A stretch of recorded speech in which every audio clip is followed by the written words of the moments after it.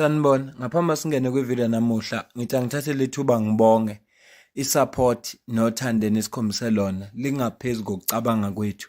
Siyacela niqhubeke nisupporte njalo ngokubuka amavideo ethu, ungakhohlwa ukukhomenta, ushare, ulike. Siyafisa ukuzwa umbono wakho. Sicela ke singene kwivideo namuhla. Emavikini adlule sake sakhuluma udaba lalo mama lo oboshwa ama-Hawks. Lo mama lona uthisha una 52 iminyaka if I'm not mistaken. Owaboshwa ngoba ethathe izingane lezi ezifuna umsebenzi eziphuma emakhaya wahluphekile, afika azibeke endaweni yakhe azidayisisa umzimba, ebese kuthi labantu laba bathenga lezi ngane imali bayifaka i-account yakhe, uyena kube uyena ngoba kunesivumelwano serent. Phela ngizothi isivumelwano ngoba uyatshela ukuthi irent imali engaka, so wenzisa lezo ngane lo mkhuba lo. Ngiyakhumbula ukuthi udaba lakhona sakhuluma ngalo mzukwane eboshwa, kodwa-ke ngithe uma ngithi ngiyangena ngathola i-article esiphi i-update yokuthi ubevelile phambi kwenkantolo. Vuyokazi Ghana, who's 52 years old, a deputy principal, was successfully denied bail by the Makhanda High Court on the 15th of December 2025. She was arrested in October 2025 following a comprehensive investigation into alleged human trafficking and prostitution involving young females recruited from former Transkei region. Ghana made numerous court appearances in an attempt to be granted bail, but all in vain, as it was successfully opposed by the East London Magistrates Court in October 2025. However, Ghana instituted an appeal before the Makhanda High Court, where she was also denied bail. Therefore, the matter was remanded to 3 March 2026 for further investigation, and Ghana is remanded in custody. Ave singijabulisile lesinqumo esithathwe inkantolo sokuthi ingamniki bail noma esezama ukuaphila, aphili yakhe ingabi impumelelo ngoba ukhombisa ukungabi nazwelo. Ngiyangizwa besifazane emabexoxa bethi kubhlungu ukuzala. Noma kushaya kumuntu kabi, yabona makuthiwa ubanjwe isigebengu zeshaka, omama bayakwazi ukungena bamlamulele, bathi banezinseka abazizwayo uma bembona lo muntu eshayeka kabi. Manje lo okwazi ukuthatha izingane zabanye omama angacabangeli nabazali bazo ayozithengisisa ngomzimba, yini uthando lwemali? Ingakho mina ngayizwe, yabona kune-abuse okungakhulunywa ngayo la ezweni. Ekusafuneka ngelinye ilanga kube khona iplatform la kuzoke kukhulunywe khona nge-abuse ekhona esuka kowesifazane ibheke kowesifazane. Yona abuse eyingozi leyo ngoba esikhathini esiningi kuthiwa makhulunywa ngokuhlukunyezwa kwabantu besifazane kukhulunywa ngoba behlukunyezwa amadoda. Kuthiwani ngale abuse noma ngalokuhlukumezeka kwabantu besifazane behlukunyezwa ngabanye abantu besifazane? Abantu besifazane banesifo esibi sokungathandani, abazwani, beqala nje ukubonana bengazani, bavele bangazwani ngalolo langa lelo, bayaqala ukubonana labantu abasazwani, abasathandani, beqala nje ukubonana. Uyabona uma ke wafika ekhampanini la kusebenza khona besebenza ngobuningi, hayi abezwani lokho angempela khona bangakhulumisa.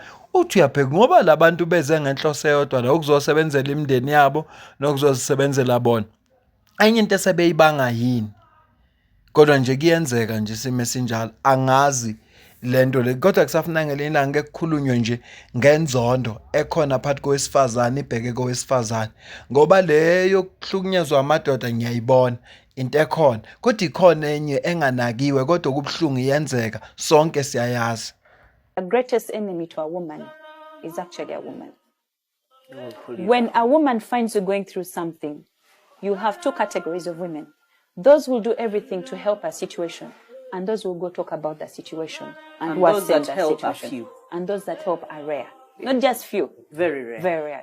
Isitha somuntu wesifazane umuntu wesifazane angazi ukuthi yipi lenzondo esinayo engaka egcina sisenza ukuthi sizondane sodwa ngendlela eyisimanga kangaka uma ngase sifunde ukubamsana mfethu kude lapho esingaya khona uma ngase sifunde ukubamsana ziningi izinto esingazinqoba uma sibamsene njengabantu nje besifazane sisodwa ke nje kuningi esingakuzuza kuningi esingakhulisana ngakho vumela mfethu ukufunda komunye umuntu oseceleni kwakho kuningi ongakufunda uma uvulelekile. Women hate each other and it's not a joke. Yesterday I saw a video about a lady. She was like, she doesn't understand how these married women will be making steak and pap early at 5 a.m. But she was not throwing shade at these women at all, to be honest. She was just sharing her opinion. The hate was in her comments. There were so many women who were hating on those women. And it still baffles me because most of them were single. Like, if you're single, why do you even want to throw shades on someone who has something that you don't have? That's like you commenting and being angry at people who have got cars while you're still walking. I don't understand it.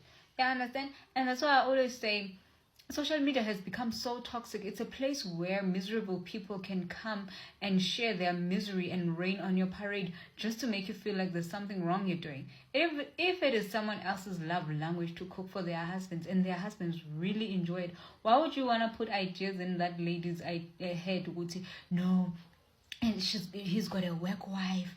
The work wife is gonna eat those fruits, pela those men every day. There was some who were even saying they even send us. We are the ones who order pap and steak. They don't eat those fruits. You're wasting your time. Like, why? Why umdala umngaka mandisa? Are you trying to convince a young lady who loves cooking for her husband? And probably that man also appreciates it. Hence, he married her and not a work wife. Also, my name is Captain. Like, why do we hate each other so much? If you feel like you can't relate, you could simply say, your 5 is too early. We get up. Why do you want to convince them that they're cooking for another woman? Like, they would tell these long stories. Now at work, I know this other lady who used to... Even if it's true, like, I can't need... Like, women hate each other so much. I don't understand it. The moment a woman is happy, okanya share relationship yake, whatever, that is positive, you will always find a bitter woman trying to convince her your man is gonna leave. They will steal him. We will sleep with him. Oksalayo, if we wanted to, we can snake your man. Why? Guys, I'm serious when I say this generation needs therapy, like serious intervention. Because you take all your childhood traumas and pour it on social media. Like, why don't you look at yourself? Like, where's your own person? Because there's a lot of people in the world. Like, why was captain as a band? That can't be your role. Like, that can't be it for you. Njenge ngithola abanye abantu befakazele lento ebengikhuluma ngayo. Ngoba ngiyibona ukuthi asike sixoxe kancane ukuthi kahle kahle bani besifazane nebangani yini le enibangayo yini ngempela angenichazele mina namhlanje ukuze ngizokwazi ukuqonda ukuthi kwenzakalani. Ngifuna ukuya kudaba lase KZN amaphoyisa kukhona umuntu amdubulile lapha washona kodwa angikwazi ukuya kulo ngingakadluli kulolu daba labesifazane abazonda nawo ngicela uzwe la. Guys, let's talk about the level of hate between black women. It gets worse by the day. I'm failing to understand, and I'm failing to accept that this is really how we interact with each other. If a black woman does well, she'll be celebrated by like this much black women. Mostly people who don't know her, people who don't even have any relation to her, people who are from other towns or cities. The ones that are surrounding her, the ones that know her, the ones that should relate to her the most will not even bother to congratulate, to celebrate, or anything like that. Or behind the scenes, they'll be trying to invalidate whatever that black woman has achieved. Hey, indoda yakhe, imali yendoda, who I loyo, unama connection, ulele nobani, who I loyo. You know, there's always going to be something negative that they'll say behind the scenes, or even to her face. So, woman on woman oppression comes from what we call the wounds from the womb. Yeah. wounds from the womb. It means there is a certain interaction or there's a certain abandonment that you experienced from a maternal side. So you relate to women as enemies and not sources of empowerment. Part of the reason as well why I left politics was because female bosses and line managers, created environments that didn't enable you to thrive as an individual, but was so chaotic that you end up saying, I've got bills to pay, I've got a car, a house, I've got kids to feed, but I'm going to resign. And the problem thereof comes in by the fact that I would often say jealousy is a misinterpretation of your own power. There are too many people that are concerned about your gifts and your life because they can't face themselves. There are so many people who are on depression medication, anxiety medication because of other women.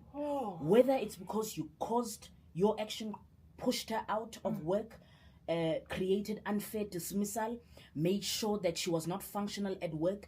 You know that she needed to fetch her kids. You were not understanding, or she had to get a promotion. You are the one that made sure that her KPA and her performance appraisal is rated low for your ego and for your satisfaction. Woman on woman oppression is big. Men stand better in business than women ever have. And it's a serious problem. Woman on woman oppression through relationships. I can't even share with you that I am in a successful marriage. This guy is doing this and that for me. The first thing you do is compare. I'm Maraganjan. Most of these amaqiniso avelayo, lalela. Iyaku mama, iyaku gogo, iyaku sisi. It is the wounds from the womb. Ngesikhathi umhlaba ushaya izandla uthi kukhona women empowerment, ngesikhathi owesifazane sekuyiposition ephezulu, kukhona abesifazane abacindezelekayo, kukhona abesifazane abamzondayo, kukhona abesifazane akabazondayo, kukhona abesifazane asebesebenza kanzima. Ngaleso sikhathi sifuna iSouth Africa ithi balance, kukwazi nabesifazane banike ithuba lokuthi nabo baphathe babe seyikhundleni eziphezulu. Kodwa kusiza ngani ukuthi mabe khuphukele ezikhundleni eziphezulu kukhona abantu abazosafara? Okubhlungu ukuzosafara laba bangabesifazane njengaye. I-reality lesiphila phansi kwayo. Yingakho ngithe ngikutholela ama-video ahlukene, abantu abehlukene abakhuluma kodwa ngento eyodwa. Ngithe nje ngikutholele bona ukuze uzwe ukuthi lento ebengikhuluma ngayo noma ngiyibonile kodwa bakhona nabanye abantu abayibonile. Okungene la kukhulunywa khona udaba lwe-rape, mhlawumbe usise echaza ukuthi udlwenguliwe. Ubufunde nje ama-comment uze ukuthi abesifazane bathini kumuntu odlule esimene esinzima. Abesifazane efanele ngabe ibona abamzwela kakhulu. Iphoyisa lowesifazane alikwazi ukuzwela usisi odlwenguliwe, uzazwelwe indoda. Alicasuki, akufanelanga ngabe lithi lento lena eyenzeke kulo muntu ayikho yinhle. Iphoyisa lowesifazane. Abesifazane inzondo abanayo kwabanye abesifazane ijulile. Angazi baba ngani safunekani ke ningixoxele la ku comment section ngizwe ukuthi kahle kahle nibangani. Nayi indodana yakhe yaganwa. Uqala ukumbona nje nalomuntu ozoba umakoti awumfuni. Qala nje ukumbona, akaze athi nxa kuwe awumfuni. Kukhona abantu namhlanje balahla imindeni yabo, balahla oma wabo ngenxa umuntu wesifazane wafika empilweni yabo. Ngenxa nje umuntu wesifazane wafika. Asithathe nantu udaba lase KZN. Police have killed 2 suspects who were wanted for strings of crimes in Meren Hill. Based on intelligence received, officers located the men as they were walking on Chelimnyama Road towards the N3 yesterday. The SAPS said they opened fire when they realized they were cornered, but died in the gunfight. They were most recently linked to a hijacking, attempted murder and kidnapping in Gwahlabisa about 2 weeks ago. 2 unlicensed gun have been recovered. Khona into esengiyiqaphelile. Lezi gebengu eziyingozi. Amaphoyisa vele nje azidubule zife. Lezi nje kuthiwa ziyingozi ziyafuneka zikeza zama ukubulala noma zabamba inkunzi ihlomile. Uma sike zadibana namaphoyisa kapi avela azidubule ishona. Angeke ngithini ke ngoba eqinisweni lilonke kungcono ukufa kwesigebengu kunokufa kwephoyisa. Ayikho impilo yomuntu echeap. Akekho futhi umuntu ofuneka abulawe nje. Kodwa kunokuthi kufa umuntu ozama ukuvikela umphakathi kungcono kufe isigebengu. Ngiyafisa mina sengathi kungake kuxabana igebengu namaphoyisa. Lamaphoyisa lawa corrupt. Lawa athatha imali ezigebengini.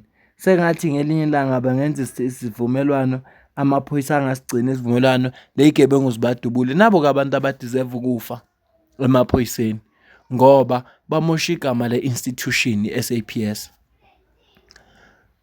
Yabona manje kunomphakathi osuzophila kangcono. Kunomphakathi osuzophumula. Sekuneyindawo okuzohambeka kuzo bekungahambeki ngenxa yokuthi labafowethu bebehlupha khona.